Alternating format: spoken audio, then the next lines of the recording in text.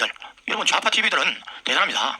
우리는 훨씬 더 인원이 많은데도 왜 이런데 좀 적극적이지 못한지 참 안쓰럽습니다. 네. 그리고 자유일보 특히 뭐 한 달에 2만 원인데 여러분 나라 살린다는 그런 생각으로 헌금하신다는 생각으로 빨리 이게 자유일보가 100만 넘어야 됩니다. 그러면은 조중동을 지킬 수 있습니다. 맞아요. 100만 넘으면 조중동 지킬 수 있죠. 자, 오늘 마침 또 자유일보, 우리 자유일보 한번 띄워주시면 자유일보 헤드라인에 자 이렇게 나왔습니다. 민주당 7년 전 박탄핵 때 발언에 발목 잡혀. 이게 뭔 뜻이냐면은 그 옆에 적은 그 맨 위에 있는 그 대통령 권한대행은 헌법재판관을 임명할 수 없다. 이 주장한 사람들이 다 이게 추미애를 비롯하여 이거 누구예요? 이건 또 박주민입니다. 박주민? 박범계. 박범계. 아이고 이게 다 법무장관 출신이네. 예. 이게 이제 글씨가 작으니까 제가 좀 설명하겠습니다. 네. 2017년도 박근혜 대통령 탄핵 당시에 네. 헌법재판소의 인원 구성에 대해서 이 사람들은 법도 자기들 멋대로 바꿉니다. 이때 법무부 장관을 지냈던 추미애나 박범계는 어떻게 얘기를 했냐면은 권한대행, 그때도 이제 박근혜 대통령이 탄핵됐으니까 권한대행 총리가 있죠. 권한대행이 저 황교안이죠. 네. 권한대행의 신임 헌법재판관을 임명하는 것은 네. 어불성설이다. 당시 법무장관이 그렇게 얘기했습니다. 그리고 또 박범계도 법무장관이 있지 않습니까? 그렇죠. 권한대행은 국가 원수의 지위에 있지 않기 때문에 헌법재판관 임명 권한이 아예 없다고 이야기했습니다. 그리고 박주민 이 친구는 변호사 출신인데 네. 권한대행의 헌법재판관 임명권 행사는 민주주의를 훼손한다. 아니 이 사람들은 더불어민주당의 네. 핵심 중진입니다. 그리고 법무장관을 지냈지 않습니까? 이 사람들이 그때 자기들 그러면 유리하기 때문에 그렇습니까? 안 된다고 해놓고 지금 더불어민주당은 이제까지는 일부러 국회에서 추천하는 3명의 후보를 네. 내지도 않다가 지금 와서 이제 할 수 있다고 하고 지금 하니까 정말 이거는 헌법기관으로서 국회가 자기들 입맛에 맞도록 이런 모든 것을 하는 걸 보면 우리 국민들 이런 거 좀 보고 나오라고 해야 되지 않겠습니까? 그러면 지금은 현재 대통령 권한대행이 누굽니까? 한덕수 국무총리인데 한덕수 국무총리는 이제 헌법재판관을 임명할 수 없다 하는 것을 저 사람들이 주장하는 거 아닙니까? 그렇죠. 근데 지금 와서는 예. 해야 된다고 하는 거죠. 이런 정말 이 추미애 박범계 원래 박범계 지금 말하는 걸 보면요 정말 사가지가 없어 정말. 아니 이 친구들이 이야기한 게 아니고 네. 지금 그 더불어민주당의 공식 입장이 빨리 임명하면 현재대로 6명으로 하면은 한 명만 반대해도 네. 기각이 되니까 그걸 또 이제 저 가능성을 높이기 위해서 네. 국명을 만들겠다는 겁니다. 그럼 왜 이제까지 안 했습니까? 그렇죠. 네? 참 기가 막히지. 그래서 지금은 이제 대통령 권한대행이 한덕수 총리니까 총리는 헌법재판관을 임명할 수 없습니다. 왜? 이 사람들이 이렇게 주장했기 때문에 할 수가 없는 거예요. 그러니까 6명을 가지고 해야 되는 거예요. 6명. 6명인데 어제 컴퓨터 추천으로 마침 하나님이 도우셨는지 윤석열 대통령이 임명한 그분이 재판 뭔가 주심이 됐어요. 주심이 됐습니다. 지금 뭐 네. 오늘 아침에 제가 오면서 보니까 이거 띄워봐요. 예, 좌파 유튜버들이나 이런 데서는 네. 정영식 그 재판관에 네. 뭐 막 나쁜 부정적인 것을 계속 지금 날리고 있습니다. 뭐 심지어 뭐 그 사람은 뭐 정광훈의 사람이다. 어디 갔나 지금 그 사람 어디 정영식 대 저분을 뭐 광화문 정광훈의 사람이다. 아니 내가 무슨 뭐 한번 만나본 적도 없고 전화 한 통도 없고 한데 내가 저분을 어떻게 알아? 이렇게 좌파들은요 이게 뒤집어 씌워버려요. 저걸 그렇게 해가지고 아주 부정적으로 만들려고. 이것도 컴퓨터로 추천해가지고 주심이 된 거거든요. 정영식 이분이. 근데 참 하나님이 이게 참 윤석열 대통령은 진짜 재수가 좋은 사람 같아.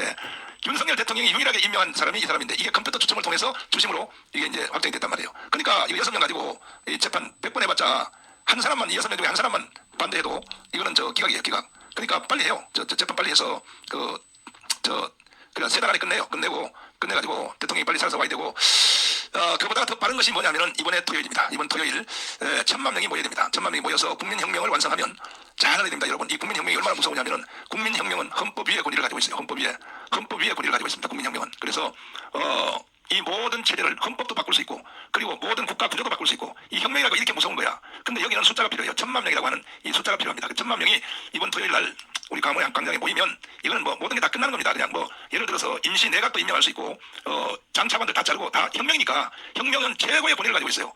이 헌법 위에 권위를 가지고 있어요. 이것을 윤석열 대통령이 한 달 전에 무제한 토론 또 주제와 관계없이 기자들하고 시간도 관계없이 무제한 토론할 때 윤석열 대통령이 말씀을 하셨어요. 뭐라 그러냐?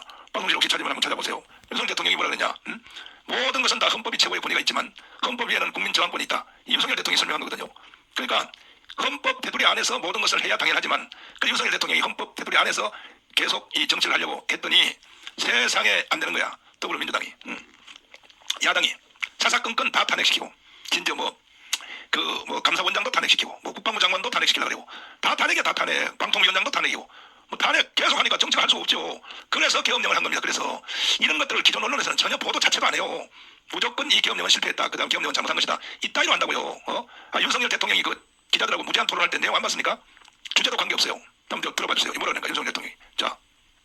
네. 우리 이 헌법제도 하에서 물론 뭐 더 궁극적인 헌법소 세력은 뭐 국민의 저항권이라는 말이 있지만 일단 헌법제도의 틀 안에서는 그거를 대통령이랑 받아들이게 되면은 이거는 앞으로 이런 일이 막 반복이 된다 그러면은 정말 정치적인 이런 그 사법이라는 이름을 쓰고 이런 꼭 필요할 때 써야 되는 칼을 정치에 가지고 와서 하게 되는 그런 거를 초래한다고 하는 말씀을 이미 여러 차례 제가 드린 건데 다시 한번 반복해서 드리는 것입니다. 자, 그래서 보십시오. 지금 이 말씀이 뭐냐? 모든 것은 헌법 안에서, 헌법 테두리 안에서 해야 되는 게 정당한데, 그래서 2년 반 동안 헌법 안에서 하려고 참고 인내하고 이게 다 했단 말이에요. 했는데 이게 야당이 이걸 완전히 윤석열을 탄핵시키려고, 이거 탄핵도요, 대통령 당선된 지 6개월 때부터 탄핵에 들어갔어요. 벌써. 아니, 대통령이 된 지 1년도 안 됐는데 그때부터 탄핵을 부르죠요. 그러니까 뭐냐, 이재명은 0.7%로 졌고 24만 표 차이가 진 것을 자기는 인정하지 않는다 그거거든요. 결국은 뭐냐, 부정선거 했다는 부정선거 했다고 하는 거예요. 부정선거. 이재명이가 부정선거 했다고 주장한 거예요. 이재명이가 부정선거 했다고 주장했으니까, 그러면 대통령이 계엄령을 선포해서 부정선거 했는지 한번 보자. 그래서 선관위를 압수수색한 거 아닙니까? 그럼 지금 까봐야 되고 그걸 다. 왜 못합니까? 이재명이 오히려 더 합의를 해서 선관위 전체 서버 전체를 다 한번 까보자. 해봐야 될 거 아니겠습니까? 그러니까 목사님 그 네. 50여 명의 뭐 더불어민주당 국회의원이 네. 그 부정선거 때문에 맞아요. 당선이 됐다고 명단까지 지금 여러 곳에서 발표하고 있습니다. 맞아요. 그러면은 저 친구들 그 이제까지 행태로 봐서는 득달같이 일어나서 고소 고발하고 저 그걸 조중동에서 신문방송에서 고발장 접수하는 걸 내고 이러는데 네. 좀 뒤집어낼 수 있습니다. 맞아요. 그래서 제가 좀 더불어민주당 그 부정선거 저 혐의를 받는 네. 분들께 한번 좀 조언을 드리겠습니다. 당신들이 결백을 맞아요. 주장하십시오. 예? 야 그러면은 이렇게 가면 우리가 일단 사퇴하겠다. 국회의원직을 반대하고 맞아요. 다시 한번 해보자. 그 대신 부정선거가 이렇게 이슈가 되었으니까 그러면은 의심받기 싫다. 사전 투표하지 말고 당일 투표해서 수개표 한번 해보자. 그렇게 해서 당신들이 또 되면은 우리 국민들이 그렇게 인정하고 되면은 맞아요. 그러면 부정선거를 주장하는 사람들 전부 처벌하면 됩니다. 왜 안 하십니까? 예?